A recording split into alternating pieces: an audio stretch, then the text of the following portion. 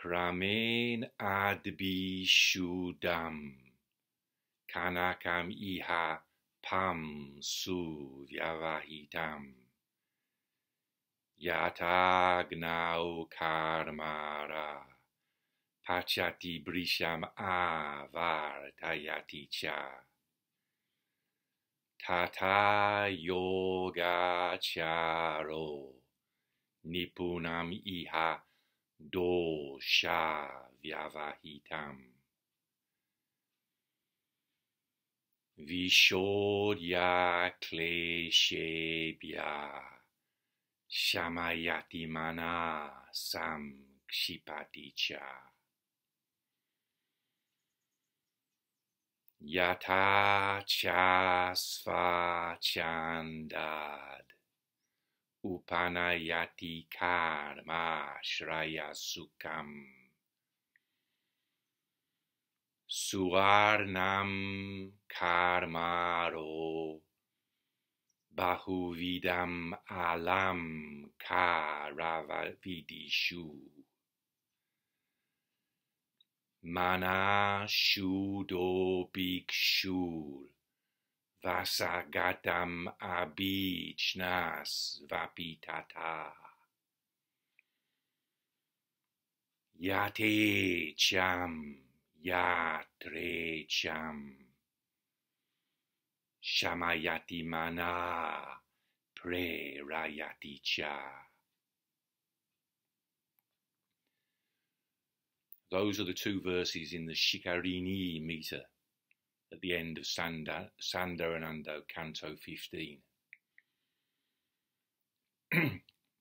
So that the meter is like this: da dum dum dum dum dum, da da da da da dum dum, da da da dum, krameṇādbhiḥ śuddhaṁ kanakam iha pāṁsu-vyavahitaṁ, da dum dum dum dum dum, da da da da da dum dum, da da da dum. So it's a very strict meter. There's no flexibility, and there's some kind of hidden message in that.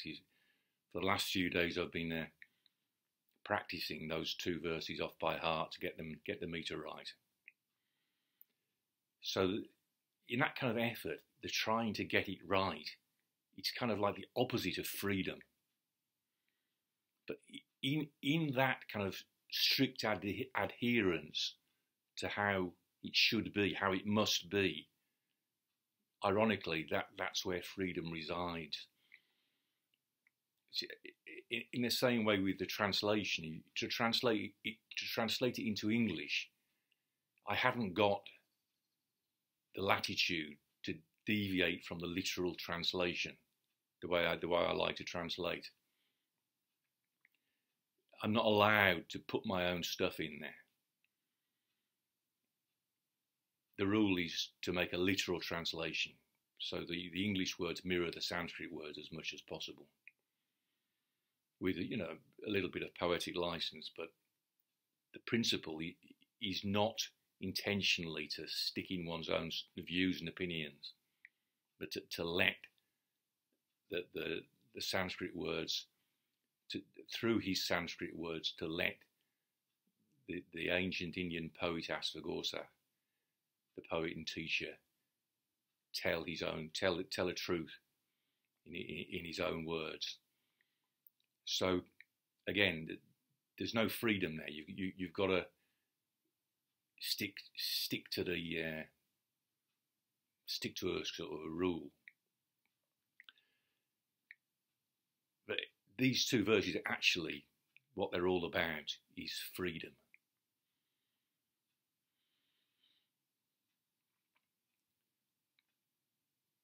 Yate-cham, yatre-cham means the verbal root is ish, which means to wish or to want, as in alpechu, which means wanting little, or alpechata, again means wanting little, wishing for not much.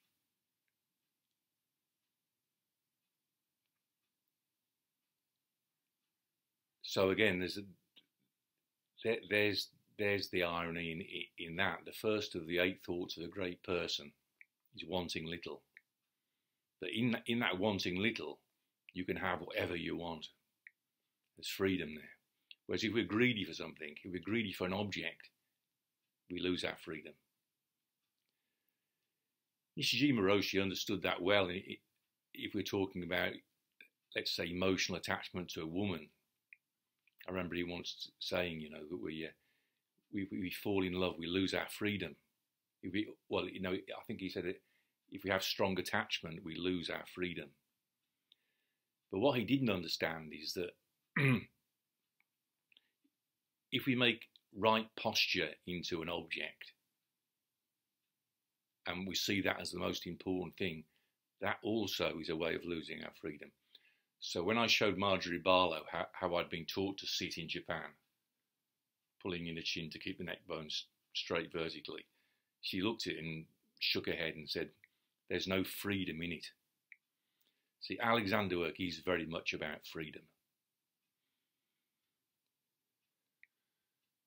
And in the same way as we have to stick to the meter in these verses from Saundarananda, there's a kind of the verbal directions in Alexander work, or sometimes they're called the orders. They're in a certain order. Now, for myself, I go against that order because I start by sending my knees forwards and away.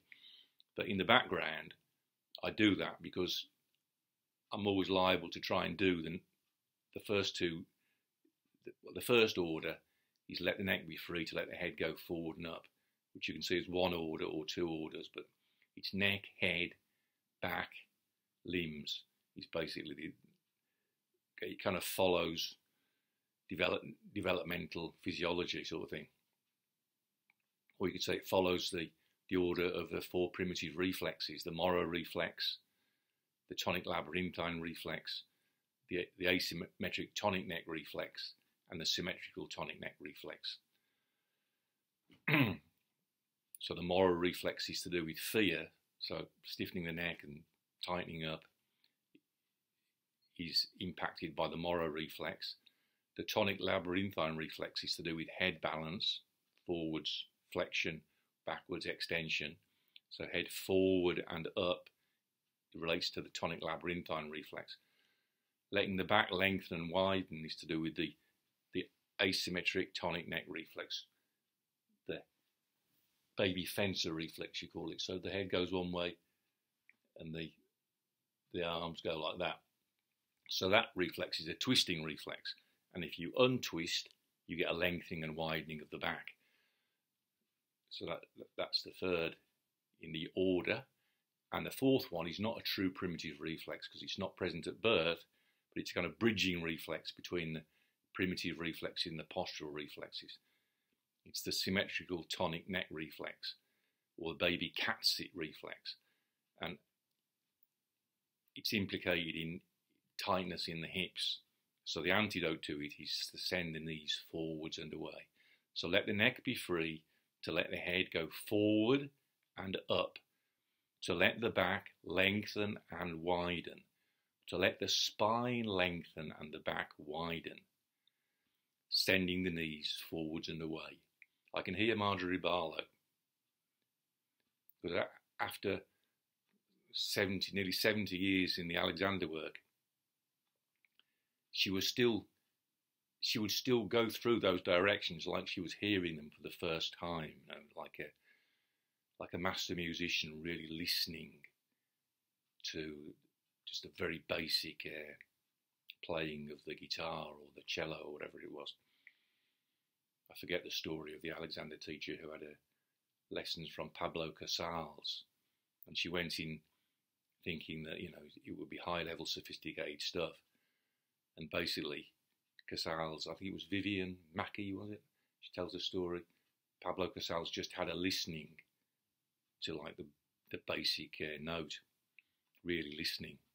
Let the neck be free, to let the head go forward and up, to let the spine lengthen and the back widen.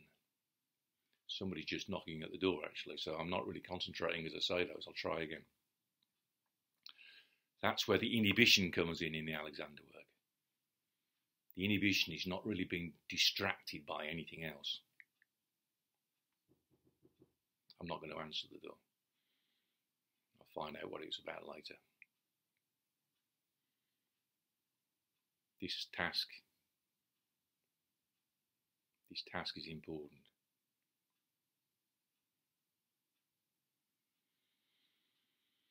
To listen to the words and to think the directions, not to do anything. I wish to allow the neck to be free. Those are the words of Nellie Ben-Or, to be honest. Marjorie would say, let the neck be free, to let the head go forward and up. To let the head go forward and up. See, Marjorie used to say she didn't like it when teachers garbled the directions. Let the neck be free, head forward and up. No, let the neck be free, to let the head go forward and up. Like you really mean it, but still you're not going to do anything. Not even a homeopathic dose of doing. We want to be free of doing. Because the doing is the trying to be right. It's the opposite of freedom, is the trying to be right. And especially if we're doing that without realizing we're doing it, that's what stops us being free. Let the neck be free, to let the head go forward and up, to let the spine lengthen. See, Marjorie would be working me on the teaching table, talk about the spine lengthening. She'd have her hands, very long fingers, on my head. And as she said the spine lengthen, with her hands gently on my head, I'd feel it right down in my sacrum and tailbone. God knows, it's a divine mystery how it happened, but her thinking it, my nervous system would pick it up and I'd feel this like tug on my tailbone. And then, again, Nellie Ben-Or, another Alexander teacher I had lessons from, she also, I used to say it was like a joke, it was like a JCB. She'd have her hands on your head and neck, and it would feel like she was tugging your spine out. And she would say, from there we want it, from there. And from there, you could say it's from like the base of the spine, but actually from there it had more a spiritual connotation. It was from a place of surrender, which is one way of translating vasa-cchandād in this verse. Vasa-cchandād means, I've translated it softly yielding. The mind, which we can freely direct here and there, as Phagorsa called it, vasa-cchandād, which means, vasa means will, and gata means gone to. So gone to the will of another, it means. So surrendered, yielding, obedient. So when Nellie Ben-Or was saying we want it from there, it was really from a place of freedom, true freedom, divine freedom, you might say, having to do with man's supreme inheritance, as Alexander called it, because we weren't born to be slaves. Our inheritance is to use our minds to get what we want, what we really want, at a sort of deep spiritual level. What satisfies our soul, not objects, not sensual objects, not separate objects that we fabricate out of prapancha. So these verses are talking about that kind of freedom. They're talking about the freedom that Alexander understood. it's kind of freedom that relates to actually having a choice, which you have if you inhibit. See, I think it was my neighbour, when she was knocking on the door there, if I didn't inhibit at all, I would just stop what I was doing and rush down and answer the door. Another level of not inhibiting was what I did is I was distracted by the knocking on the door, and I carried on saying the directions on automatic pilot, which was ironic because that was the very thing I was talking about not doing. So a real master of inhibition would have somehow, like Alexander said, the conscious mind must be quickened. The conscious mind must be quickened. So you're aware of the stimulus there, and you don't react to it. The mind is quick enough to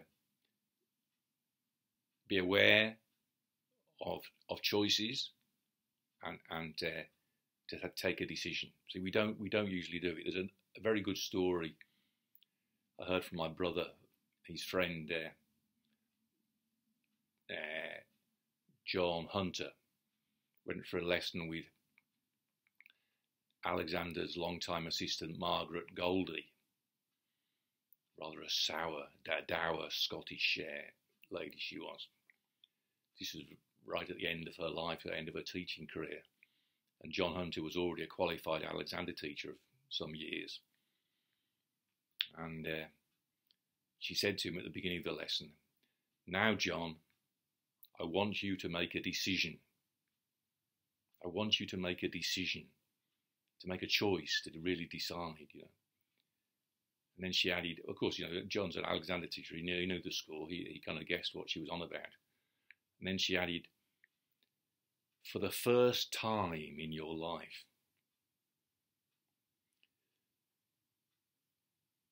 Which really makes you think. See, it kind of relates to what I was talking about, answering to answer the door or not to answer the door. You could say, well, I made a decision not to answer the door. But Margaret Goldie would probably say, no, you didn't make a decision. You were still on some level on automatic pilot. So the way that Alexander devised that we could practice making a decision, which requires us truly to be free, like if we're not going to consent to the evil that's being done in our name by the British ignobles of Tavistock, etc. If we're not going to consent, it's not just a question of holding up a plaque, I do not consent.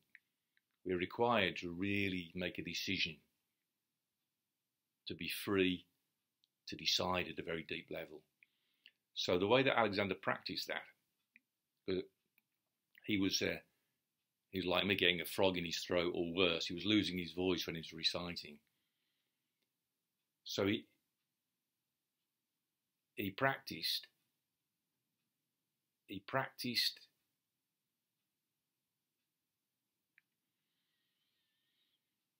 saying no and giving his directions like I've been talking about.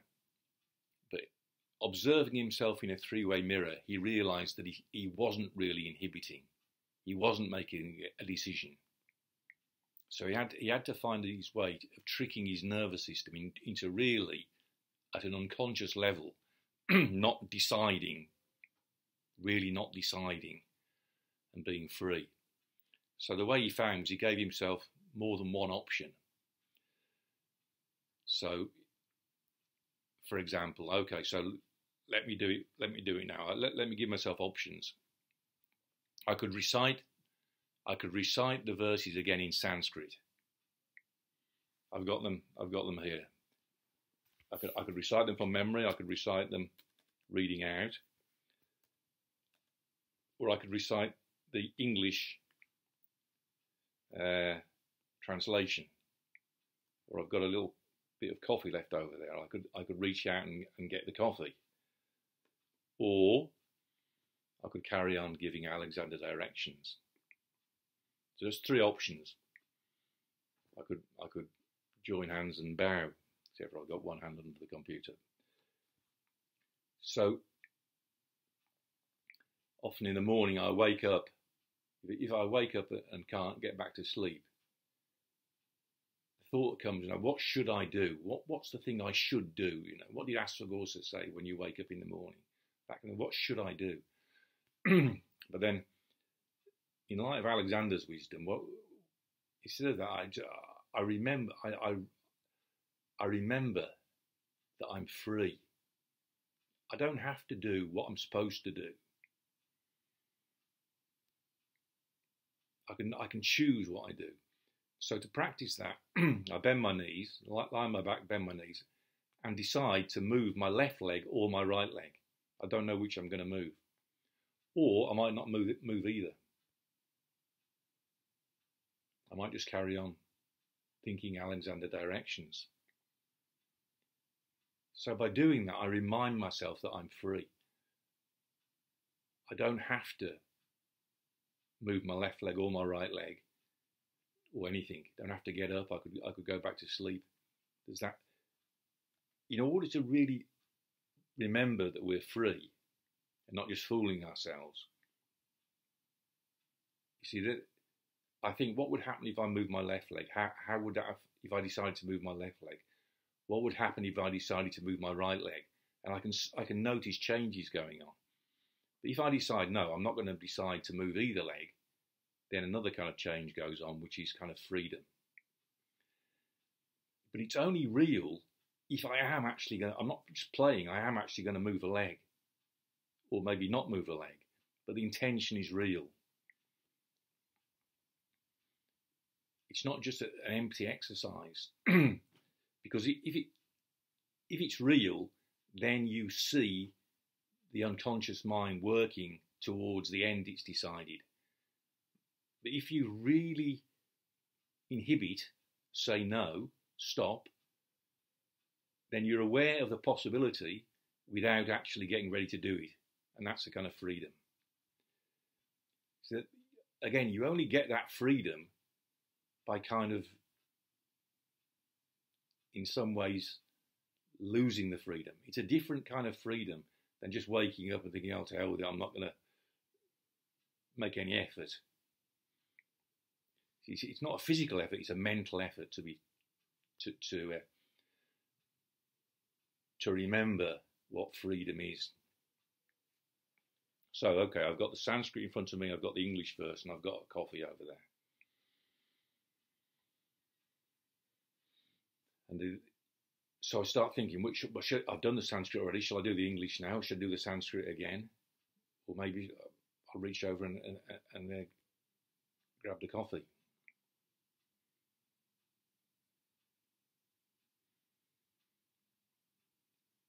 Krameṇādbhiḥ śuddhaṁ kanakamiha pāṁsu-vyavahitaṁ.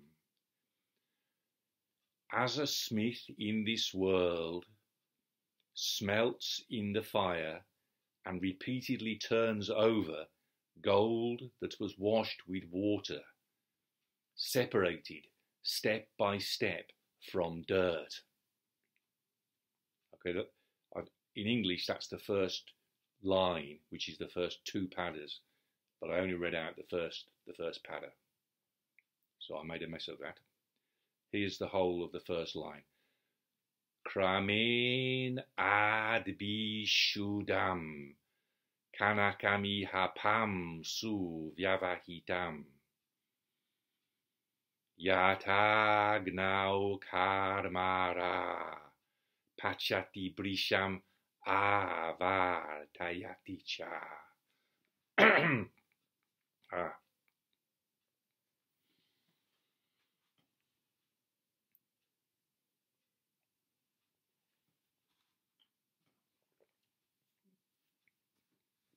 So krameṇā means step by step, gradually, methodically. Ādbhiḥ, with water. Śuddhaṁ, washed. krameṇādbhiḥ śuddhaṁ, gradually washed with water. And śuddhaṁ describes kanakam. Kanakam means gold. Iha, in this world. Pāṁsu, dirt. Vyavahitaṁ, separated. Yathā, as, just as. Āvartayati, in the fire, at the furnace. Karmāraḥ, goldsmith. Pacati, as we discussed in talk 3, groundwork for the gold mining metaphor number 3. Pacati means melt, heat or melt. Bhṛśam, repeatedly, frequently.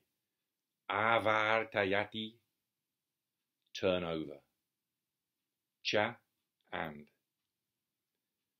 So if I go from the English, as yathā, a smith, karmāraḥ, in this world, iha, melts, pacati, in the fire, āvartayati, and cha, repeatedly, bhṛśam, turns over, āvartayati, gold, kanakam, that was washed with water.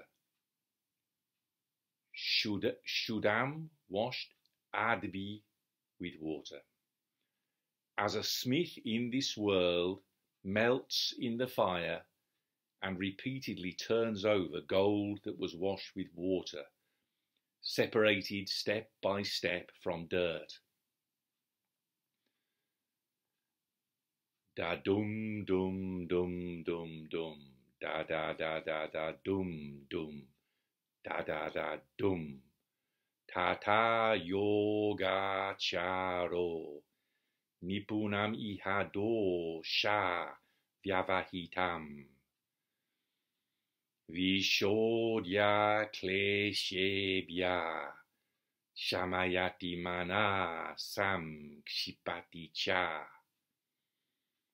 So does a practitioner in this world cause to melt away, the mind to be freed from afflictions. And so does he collect the mind, skillfully separated from harm. So from the Sanskrit, tathā, so, just as so. Yogācāro, the practitioner. So there's a school, there are 3 schools of the Buddha's teaching were taught at Nalanda, I read yesterday. The first is Madhyamaka, from Nagarjuna, which is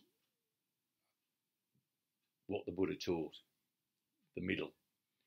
Then there's the Yogācāro school, which means the practitioner school. And so Yogācāro also is an authentic teaching, the practitioner. The 2 subjects of these 2 verses are Yogācāro and bhikṣur. So whether when we practice we're bhikshus or not is open to doubt somewhat. In like someone like me, am I a bhikṣu? I'm living like a bhikṣu at the moment. I'm living like a forest bhikṣu somewhat at the moment. Apart from that, I don't go begging for my food. I go to the supermarket and grow it in the garden. But I couldn't claim to be a bhikṣu. But I am a yogācāro. I do identify as a practitioner. I'm practicing now. Margaret Goldie might even have a doubt about that. She might say, Mike, why don't you practice inhibition and direction for the first time in your life? So, but anyway, Yogācāro is a nice word that Asvaghosha is using. But then the 3rd school that was taught at Nalanda is the Sarvastivādi school. And that means the saying that everything exists. And that's precisely what the Madhyama what the Madhyamaka school negates. So it seems to be a conspicuous case of the truth turning into its opposite. They've gone from the Madhyamaka, as taught by Nagarjuna, to the Sarvastāvādi. See, Sarva means all, Asti means it exists. Vādi in speaking, saying. So it's the school that says that everything exists. The total opposite of what Nagarjuna just taught. So they lost the middle and went to one extreme. The two extremes are that everything exists or nothing exists. Those are the very two extremes that are negated by the Madhyamaka school. There it is. We can't resist turning the truth into its opposite. You see, Nishijima Roshi spoke about freedom, and what he showed to me was the opposite of freedom. That's why I used to have a tagline on a blog that I kept going for a number of years, and the tagline was it was a question, who turned the truth into its opposite? So even in the Alexander world, the whole point is non-doing. But from where Marjorie sat, there were a lot of Alexander schools that were teaching body work. She used to say Alexander real work is a cut above body work. But it's because we can't resist trying to do it, you see. We say head forward and up, and we do a little bit of an arrangement. Just a little one. We think it won't really matter if you just have a homeopathic dose of doing. No. So, again, the first lesson I had with Marjorie Barlow,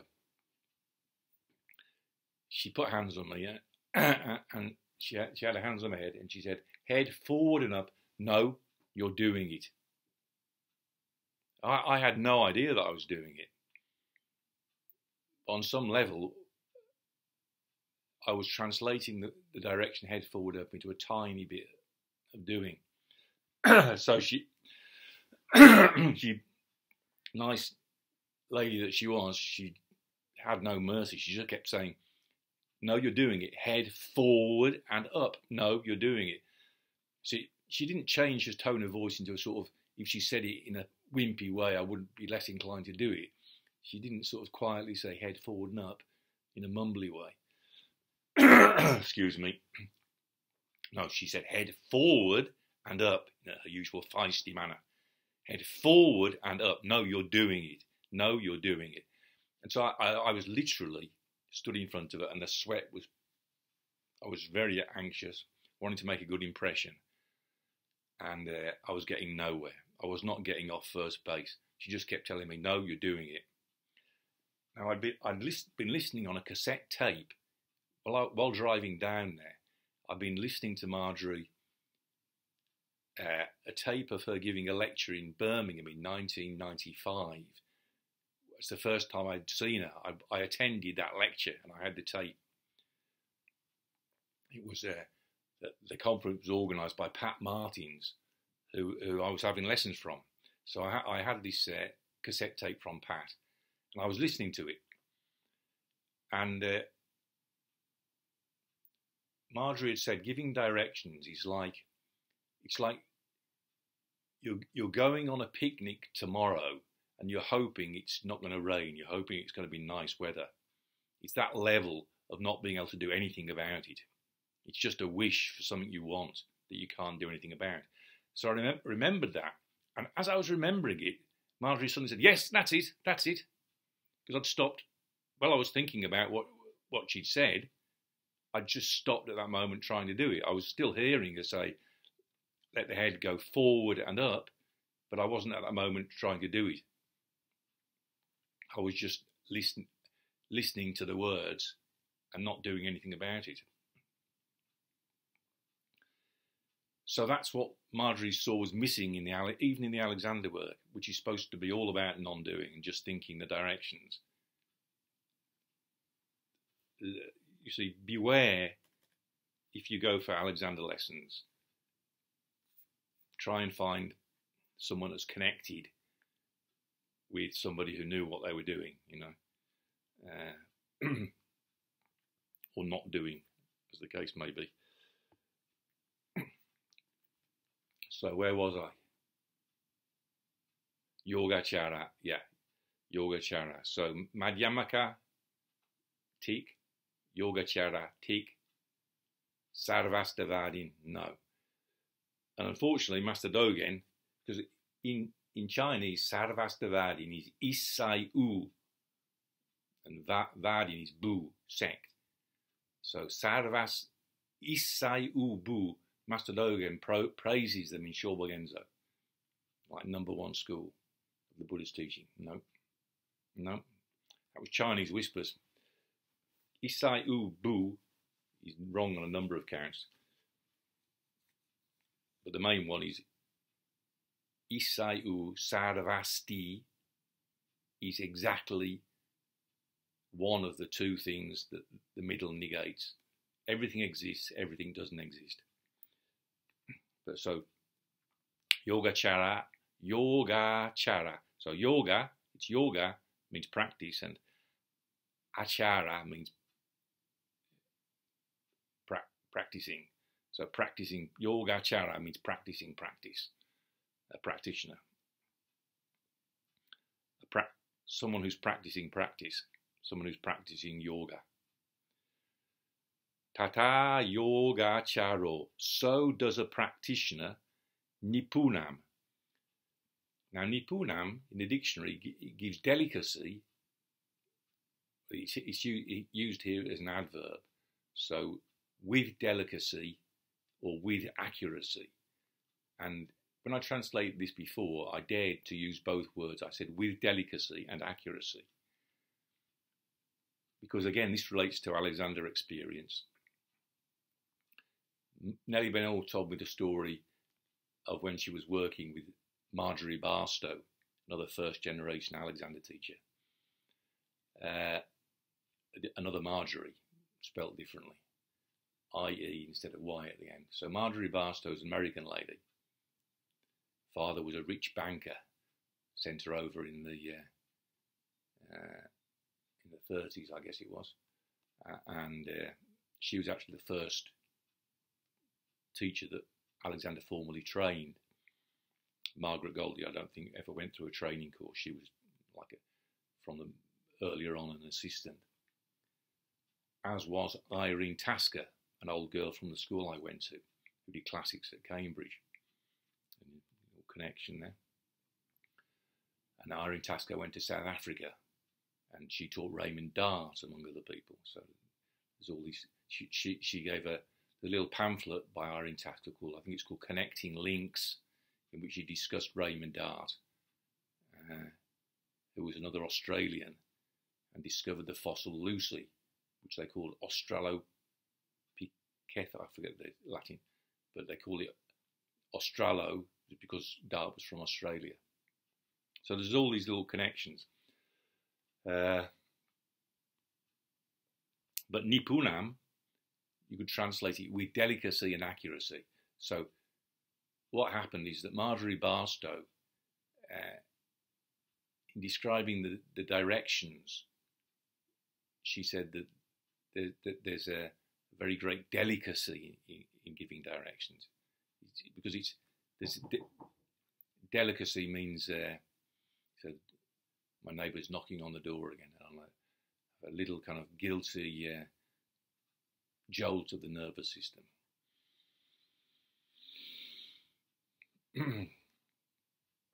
Delicacy. See, that jolt of the nervous system is really the ending of delicacy, isn't it? So again, it was a fortunate knock on the door, really, to remind me to stay humble. That it's all very well talking about these things, but to actually practice them is as a yogācāro, not someone who is swimming in upadiyālam, the water of falsity, which makes up the ocean of harm. The first verse we looked at, upadiyālam, the water of falsity. Adi-jantukam, where fish are anxious thoughts, you see. Knock on the door, anxious thoughts. So at least I'm demonstrating what it's like to swim in the ocean of harm before you cross it over. So nipuṇam, I've translated it here skillfully. Skillfully. Just one word. But the skill, it means it's not the gross reaction. So head forward and up, forward and up. It's the opposite of that. That's not skillful, it's not delicate, it's not accurate. So when Marjorie Barstow was on this course was talking about very great delicacy in the directions, she was talking about that, it's kind of softness. See, when we try to do it right, there's a hardness.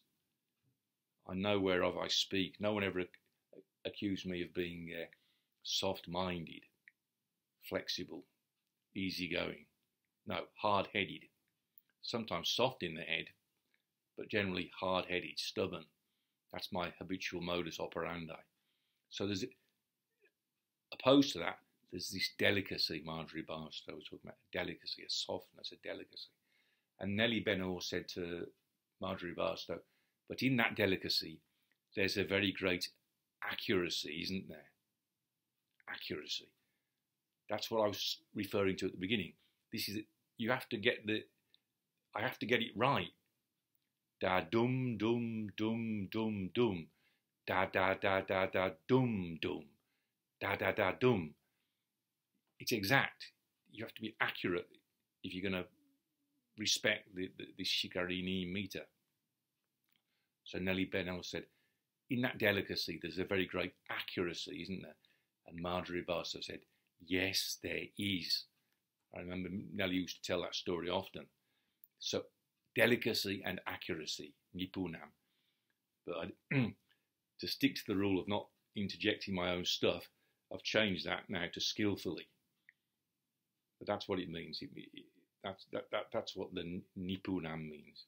It has connotations of delicacy and accuracy and intelligence, not unconscious gross reaction. So it's if you look it up in the dictionary, you'll see a lot of words there which really describe the opposite of gross doing in a hard-headed way, which is what this melting metaphor is about. So tathā yogācāro nipuṇam iha, in this world, doṣa, it's before a double consonant, so it's doṣa-vyavahitaṁ, dum dum, da da da dum, doṣa-vyavahitaṁ. So doṣa means harm or fault, and because it's in a compound, it could be singular or plural. So it could be separated from harm, as I've translated it, or separated from faults, as I translated it before. So I explained in groundwork talk number 1 for the gold mining metaphor that doṣa, I'd rather translate it now as harm, as more an uncountable thing. So the ocean of harm is a more empty conception than the ocean of faults. Some are making it plural, is a less empty, has a less empty connotation, as if faults are things out there that we have to get rid of. We don't want that conception. So, doṣa-vyavahitaṁ, separated from harm. Viśodhya kleśebhyaḥ. Now, this one I got wrong last time because I followed E.H. Johnson. I followed E.H. Johnson and Linda Coville. I think they didn't really understand what Astorgosa was getting at with viśodhya. So viśodhya is future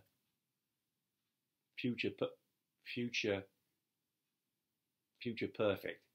It means to be cleansed. to be washed.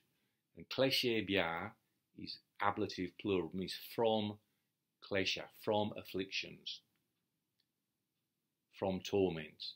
So viśodhya kleśebhyaḥ means to be cleansed from afflictions.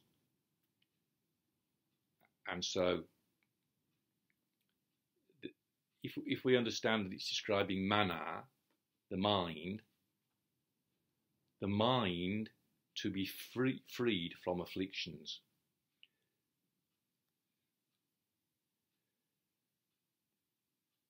So the verb is samayati, which I discussed at length in talk number 3, groundwork number 3 for the gold mining metaphor. So samayati means causes to sham, which means cause. They understand it as calm, so causing the mind to be calm. But I've understood it in light of the actual metaphor, which describes melting gold, as causing the mind to be melted away. Well, it includes that, and it includes the meaning of sham. Sham doesn't mean to melt. Sham means either to calm or to disappear. And it's the latter which really, samayati here means to disappear. So the mind, it's not a question of, in the first instance, of calming the mind. In the first instance, it's a matter of causing to drop off, causing to melt away, causing to disappear, causing to evaporate. The mind to be freed from afflictions. See, a future perfect is for something you must do. So like when the Buddha tells Nanda, prasham yo sate bhavana ya saumya, prasham yo gniri ambuna. It is for you to extinguish, my friend, like extinguishing a fire with water. So agniya, fire, ambuna, with water, prashamya, to be extinguished. So when the Buddha says you must extinguish the fire, he says te, for you, of you, prashamya, extinguished. It's to be extinguished by you. It's like an imperative. You, Nanda, had better bloody well extinguish that fire. You see? So how does Nanda react to that? He probably has a little jolt in his nervous system, like somebody knocking on the door. Oh, I've got to do something. So the Buddha's giving Nanda a stimulus there, and Nanda's job is not to shilavrato-badana, not clinging to virtue and vows of practice. If he's going to be free, he mustn't try to be right in response to what the Buddha's saying. So that's what this is about. Viśodhya kleśebhyaḥ śamayati manaḥ. He causes to melt away, śamayati, manaḥ, the mind, manaḥ, to be freed from afflictions. From afflictions, kleśebhyaḥ, to be freed, viśodhya. Would I ever understood this if I'd stayed in Japan, dutifully serving Nishijima Roshi? I don't think I would. I really don't think I would. I learned this principle from Marjorie Barlow, primarily, who told me again and again and again, listen, love, being wrong is the best friend we've got in this work. Trying to be right is death and destruction. See, Marjorie knew, she understood about freedom on a level that Nishijima Roshi didn't understand. If Nishijima Roshi had understood, he wouldn't have taught me to sit in the right posture. On that level, he didn't understand. Like Marjorie, there was no freedom in it. So, the final word, saṁkṣipati cha. Cha and saṁkṣipati means to collect. Sam means together, and kshit means to throw together. So to collect. So collecting the mind is samadhi. So E.H. Johnson and Linda Coville understood both verbs, shamayati and saṁkṣipati, both mean to calm or to collect, to balance. No, the order is, first of all, you stop trying to be right, then you can enter samadhi. So it's important, if considering the second verse is all about freedom, this is the key to freedom. Causing to melt away, the mind to be freed from afflictions. When we sit in Zazen, we think we have a non-empty conception. See, emptiness is, philosophically, it's emptiness which is the key. Because if we have a non-empty conception of freedoms, they're objects to be got rid of. So if afflictions are objects to be got rid of, then we're stuck trying to be right, basically. So this is the antidote to trying to be right. And that is the golden key. Madhuri say, being prepared to be wrong is the golden key, which is a very apt metaphor for these two verses. With a golden key to the door, we'll go to the next verse, which is all about freedom. So it's opening the golden key to the door, which opens to freedom. It's like in Masadogan at the end of Fukan Zazengi.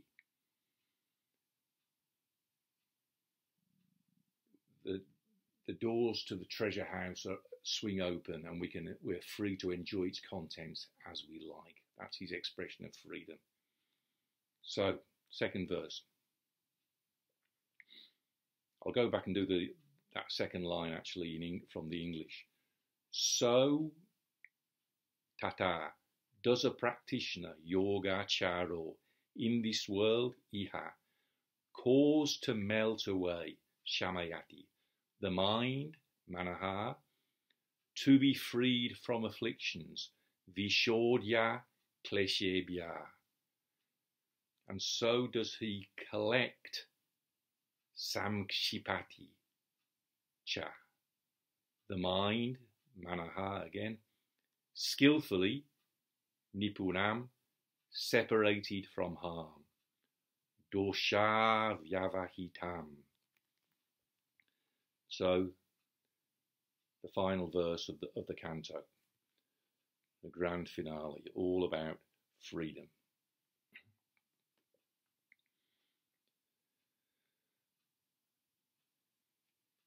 Da dum dum dum dum dum, da da da da da dum dum da da da dum. Yathā cha sva-cchandād, upanayati karmāśraya-sukhaṁ, suvarṇaṁ karmāro, bahu-vidham alaṁkāra-vidhiṣu, manaḥ-śuddho bhikṣur, vasagatam abhijñās vapi tathā. Made a mess of that. Manaḥ-śuddho bhikṣur, vasagatam abhijñās vapi tathā. Yathā-cham yathā-cham, śamayati manaḥ-śraya-sukhaṁ. Yathā, again, as. Cha, and. Sva-cchandād. Sva means self, one's own. Chanda means will. Cchandād, ablative. So, at one's own will, as one likes. As he likes. He's talking about the smith. Upanayati means leads or guides. Karmāśraya-sukhaṁ, one compound. Sukhaṁ means ease. Ashraya means depending on, connected with, related to. And karma means work, as in karmāraḥ, it means the worker, the craftsman, the smith. So karmāśraya-sukhaṁ means ease of workability, ease of workability. And it's describing suvarṇaṁ, which is another word for gold. So karmāśraya-sukhaṁ suvarṇaṁ means gold with easy workability. So it's got easy workability because it's been melted. And so that's the kind of samayati means it has a connotation of being soft, because as I've been describing in relation to my own bad habits, when we end gain, when we get fixed on some object, like the fixing is a kind of hardness. If trying to be right makes us hard, makes our mind hard and our face hard, and it's grim determination. I often joke that's my habitual way of going about things in Zen and in the Alexander work. By habit, grim determination.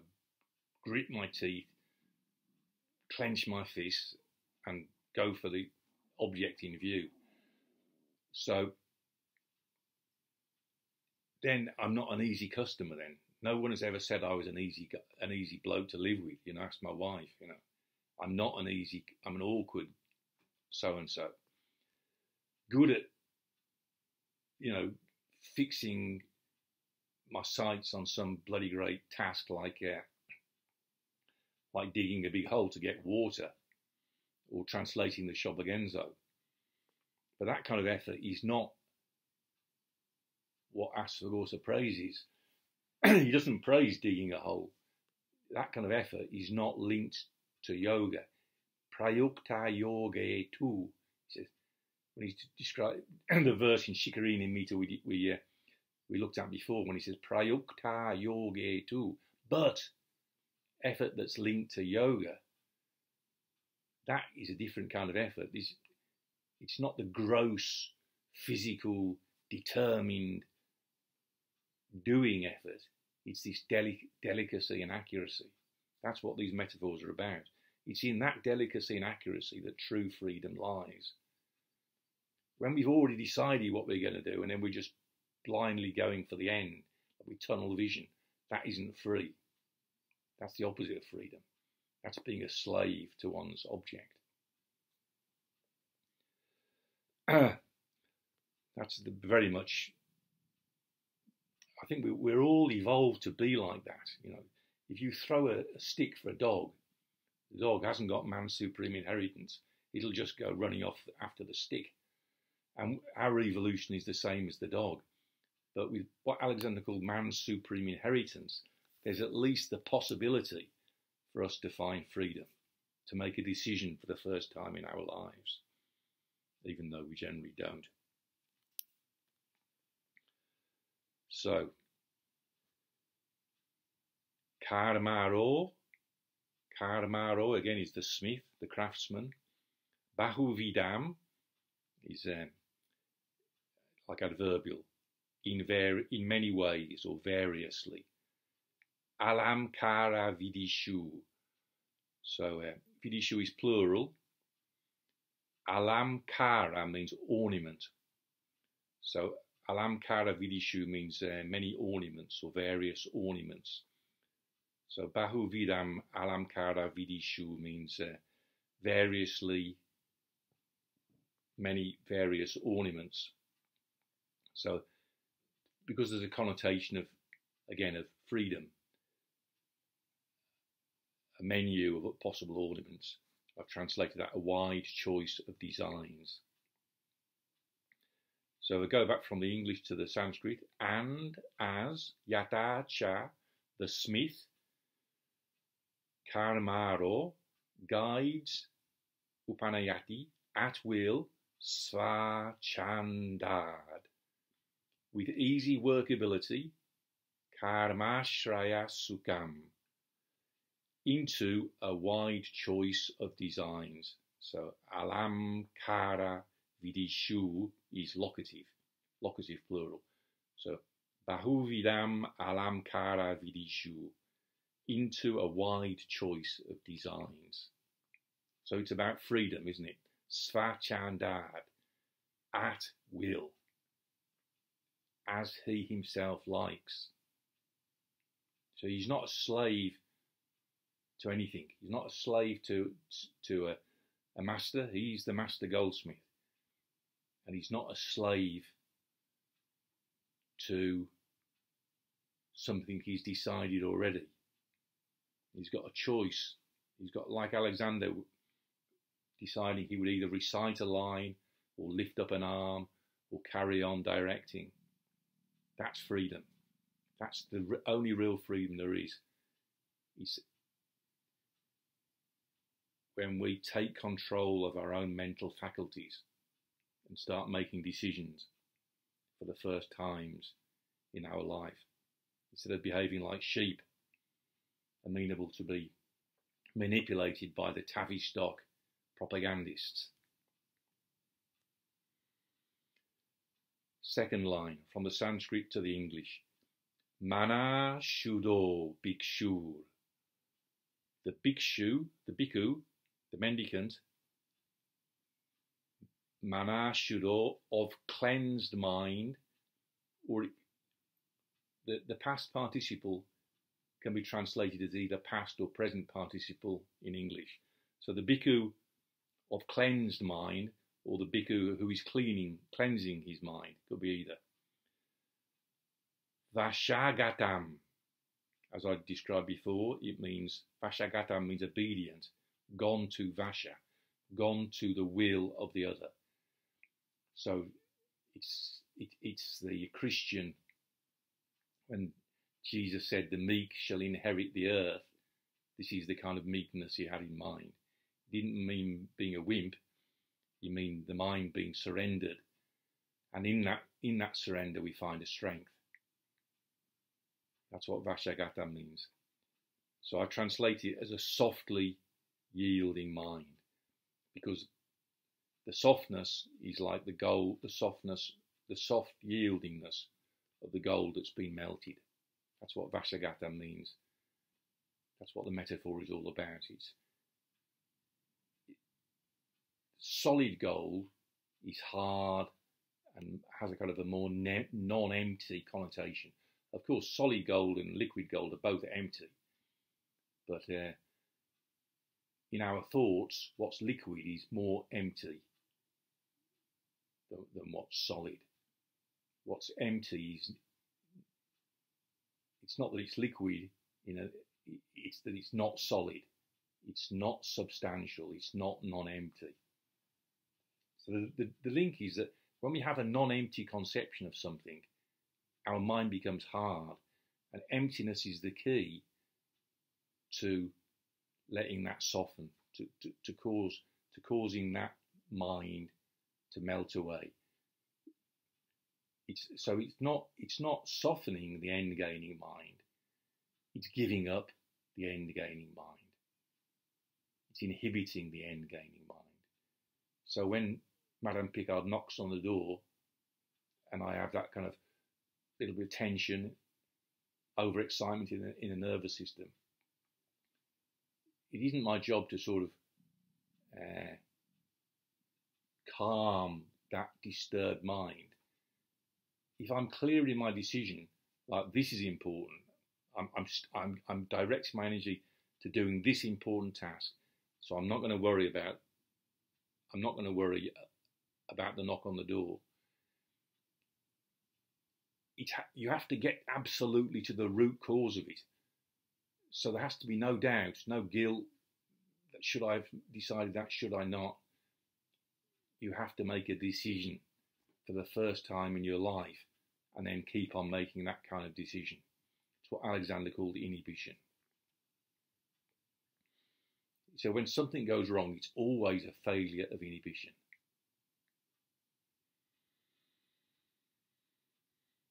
So that's vasagatam, vashagatam. See, so every word, you could meditate for hours on every word of these two verses. They're so full of meaning.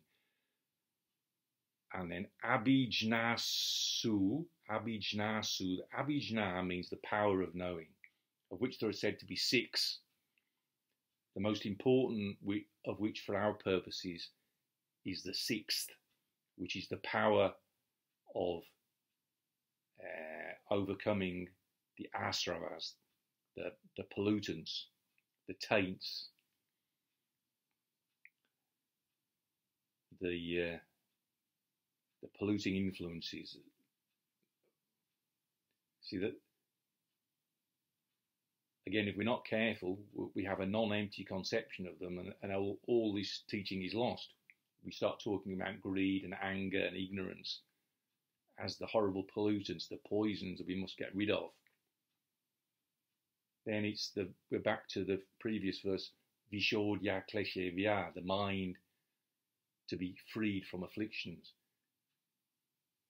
Our task is not to sort of soften that mind. It's to get rid of that mind, to give up that mind. So that's why Nagarjuna says that nirvana is not attained unless we understand emptiness. As long as we have a non-empty conception of these things, we'll never really let go. The letting go, it's like in Alexander, the letting go is further back than we thought. It's deeper. The clinging that our minds do is deeper than we thought. So it's when the knock comes on the door, somehow,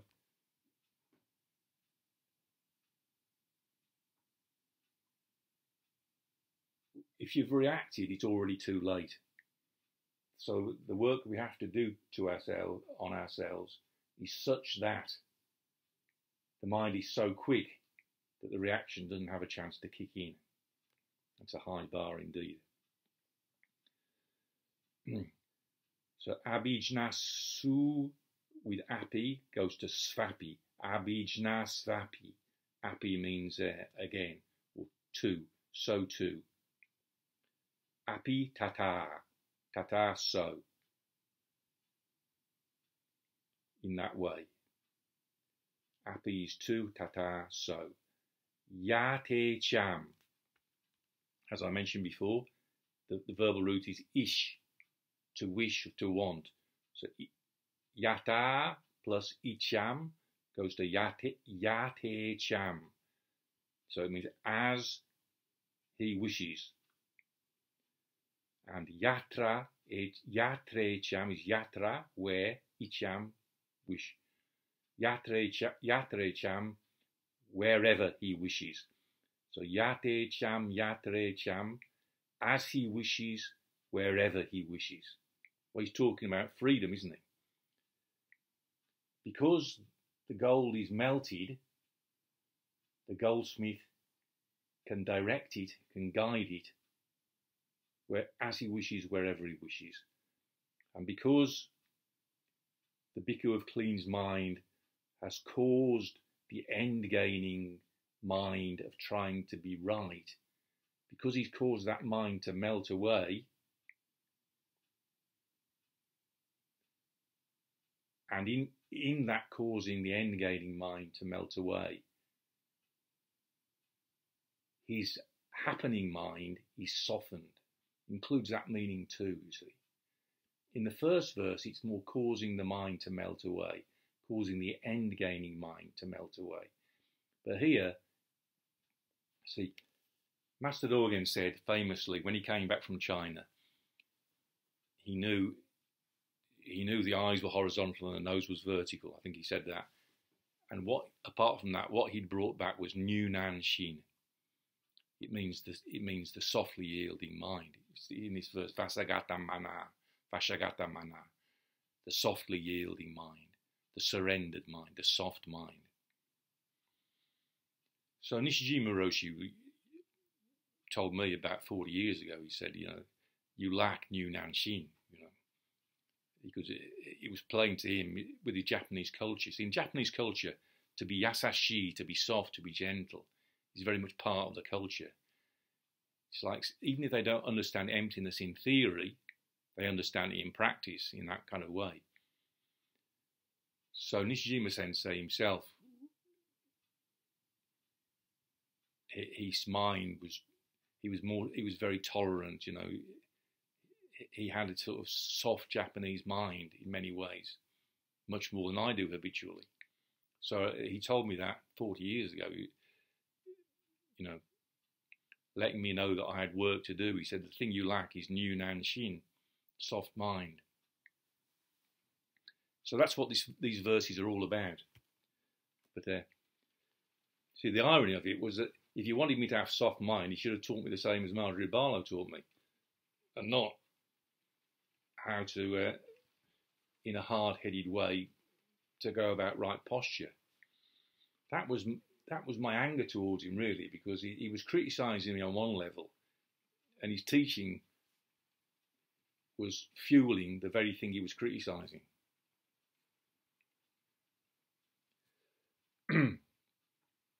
Poor old me. So, where are we?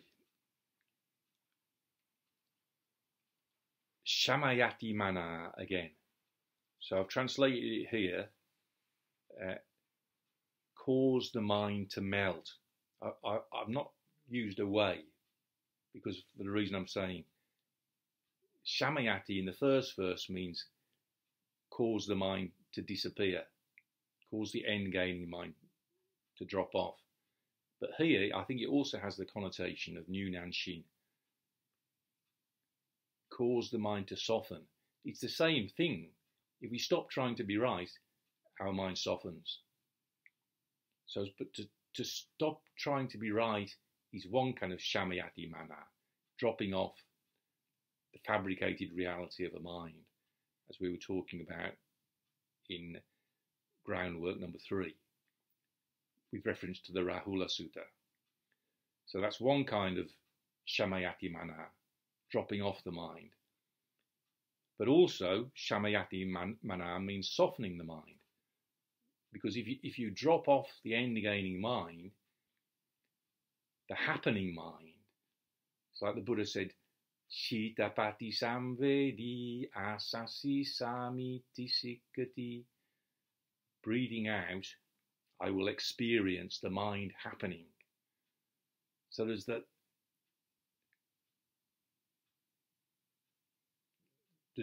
dropping off the fabricated reality of mind, as if mind exists as a non-empty thing. And when we've done that, another kind of mind is happening. So it's not that mind doesn't happen, it's that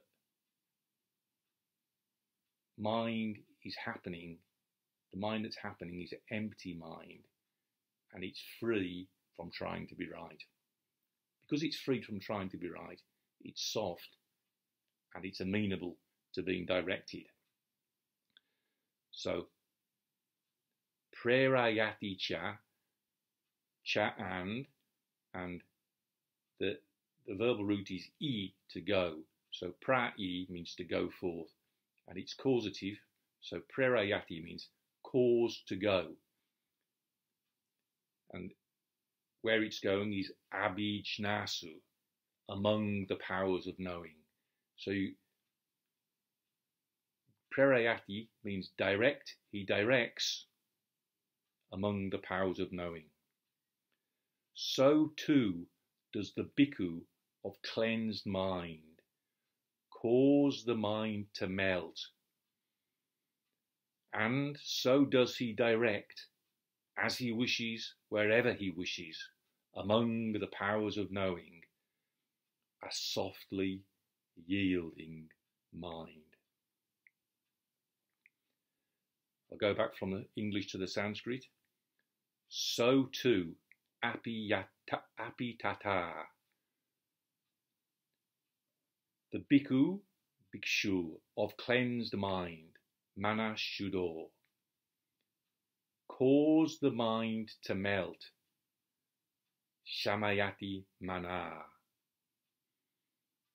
And so does, so that's api tathā, translated twice.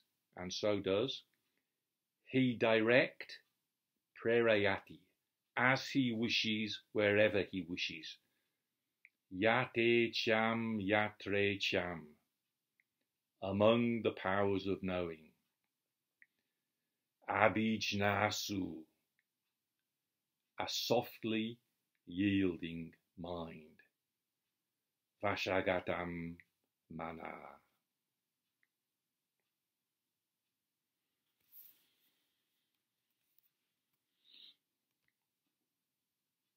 Krameṇādbhiḥ śuddhaṁ kanakam iha pāṁsu-vyavahitaṁ yathāgnau karmāraḥ pacati bhṛśam āvartayati ca. Da dum dum dum dum dum. Da da da da da dum dum da da da dum. Krameṇādbhiḥ śuddhaṁ kanakam iha pāṁsu-vyavahitaṁ yathāgnau karmāraḥ pacati bhṛśam āvartayati ca. Tathā yogācāro nipuṇam iha doṣa-vyavahitaṁ viśodhya kleśebhyaḥ śamayati manaḥ saṁkṣipati ca.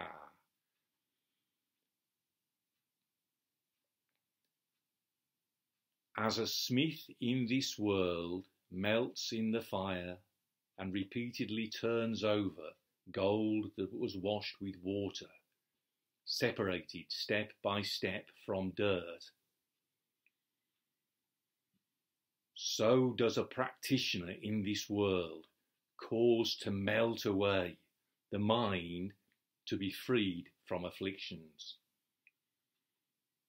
And so does he collect the mind, skillfully separated from harm.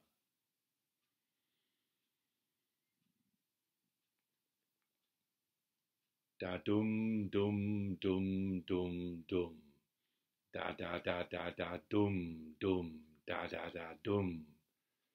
Yathā ca sva-cchandād upanayati karmāśraya-sukhaṁ suvarṇaṁ karmāro bahu-vidham alaṁkāra-vidhiṣu manaḥ-śuddho bhikṣur vasagatam abhijnas vapi tathā yathā śamayati manaḥ-śraya-sukhaṁ ca. And as the smith guides at will gold with easy workability into a wide choice of designs, so too does the bhikkhu of cleansed mind cause the mind to melt. And so does he direct, as he wishes, wherever he wishes, among the powers of knowing, a softly yielding mind.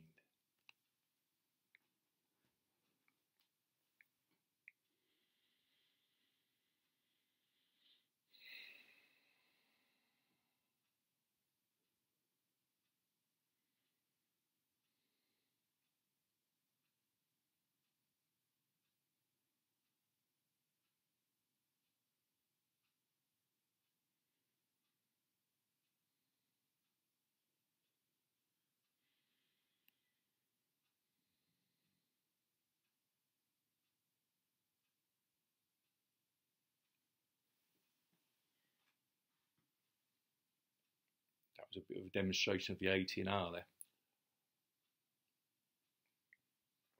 Eyes right, head right, arm stretches out. Like one of those guardian deities you see in the temple statues. Usain Bolt, isn't it? He's channeling that with his old Usain Bolt statue thing.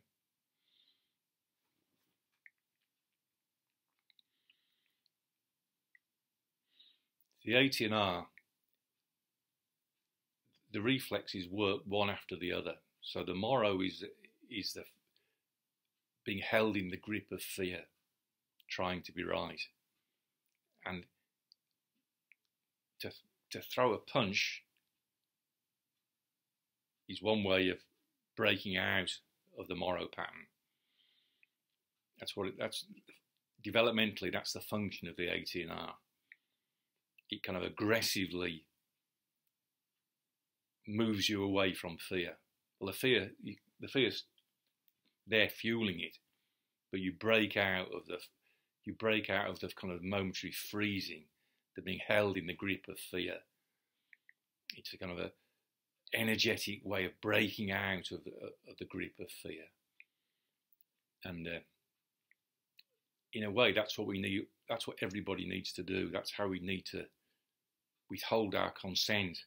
The next time they try to lock us down or impose some climate lockdown or 15-minute city or whatever, we don't want to. The ATR response is better than being stuck in the moro reflex, in the grip of fear, where they want us to be held in the grip of fear. But better than that crude reactive response is a conscious. In terms of reflexes, there's the primitive reflexes, which are more unconscious, gross responses, which lack delicacy and accuracy. There's the postural reflexes, like if we're talking about, say you're talking about rugby. So if you watch somebody who's got good coordination kicking a place kick in rugby, you see that the postural reflexes come in the way they twist. If the ATR is very strong, my head goes to the right, so everything else goes to the right. The twisting, that prevents a twisting motion. It prevents good running. It prevents cross-pattern crawling. So the ATR, we want it to be inhibited at a physiological level, so there's more conscious control over everything. So sending the knees forwards in a way means it's a conscious direction.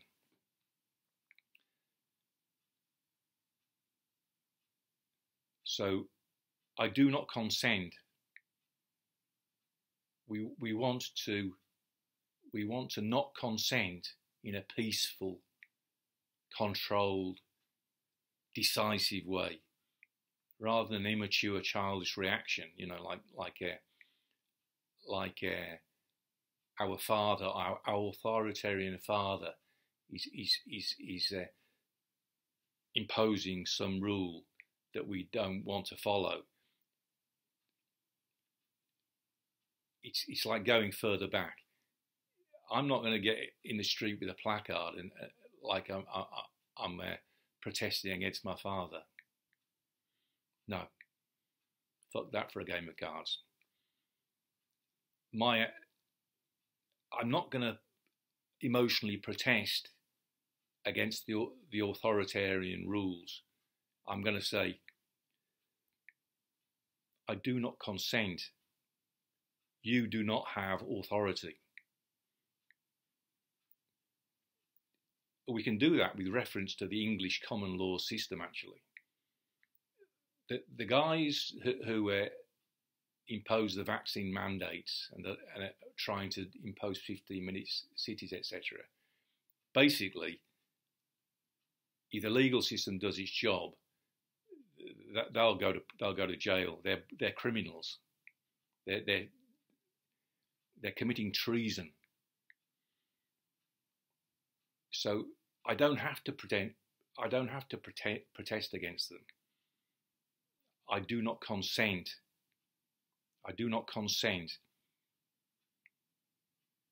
They do not have authority over me. They're criminal. That's the freedom that we need to find, and that is where. See, I've been on hold for years publishing the MMK translation because I don't want it to be just another Buddhist intellectual thing that won't make any difference. Emptiness is for the purpose of freedom. So it's totally badly needed in the world. We need to understand emptiness in theory and in practice.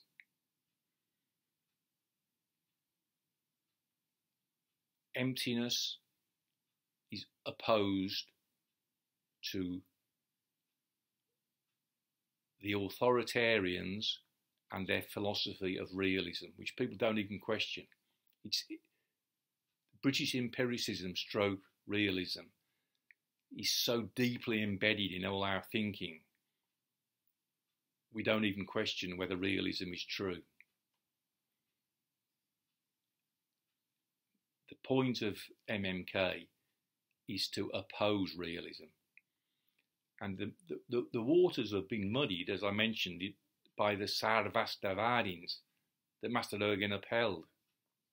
See, the reason the Nishijima Cross translation of Shobo Genzo has been promoted, really, it's been allowed to be influential, especially in America, is because the whole philosophy of it is realism.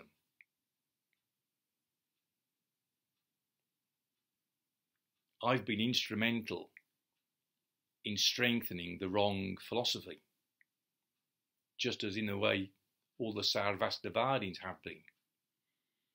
We've turned the truth into its opposite. Sitting like this in Japan, I turn the truth into its opposite. Hard-headedly going about right posture. Then the Alexander technique began to free me in practice. See, Alexander understood emptiness in practice. Then eventually, I came to Asvaghosha and translated Asvaghosha. I still didn't understand emptiness. So I was still in the ocean of falsity, in a sense. I was translating Asvaghosha still as if he was an upholder of realism. It's only from studying Nagarjuna's MMK that it's clear realism is the very thing Nagarjuna was refuting. The realism of Sarvasti, all exists, that's the realist viewpoint. That is not the middle way, and freedom does not lie therein. Freedom is found, the freedom of nirvana, of letting go of everything, is thanks to emptiness. So emptiness, being free to decide, and free, if you're English, your birthright is the English common law system. We're all free, each as an individual, eschewing all isms, including Buddhism and individualism, but loving to be an individual. Eko biramate. Free to say, I do not consent. See, the way we practice it is just as Alexander described in the first chapter of his book, The Use of the Self. We practice giving consent by saying, making a decision, deciding I'm going to reach over for that coffee cup. I'm going to let my eyes turn, my head turn, and follow the pathway of the AT&R. No, I do not consent. So saying no is saying no to whatever within me. It's not saying no in the first to practice not giving consent. We don't protest against the authoritarians because the authoritarians have no validity in the first place.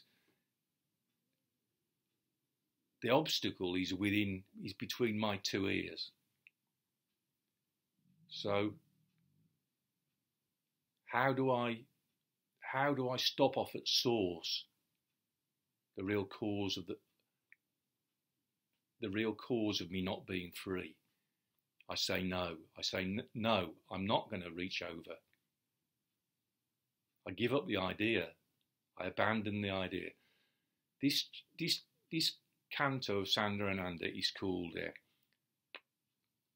Vitarka Prahana, giving up ideas, abandoning ideas. So it's about freedom. It's about freedom at that very deep level.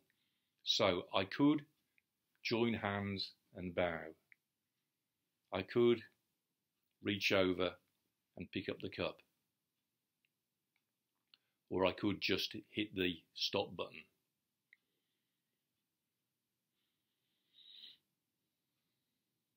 I could carry on just sending my knees forwards and away for another hour and 30 minutes. I really don't know which of those three I'm going to do next. And that's where freedom lies. Yatre cham, yate cham, yatre cham. There's a menu of three options. Hit the stop button. Have a final sip of cold coffee. Join hands and bow. Spend another 90 minutes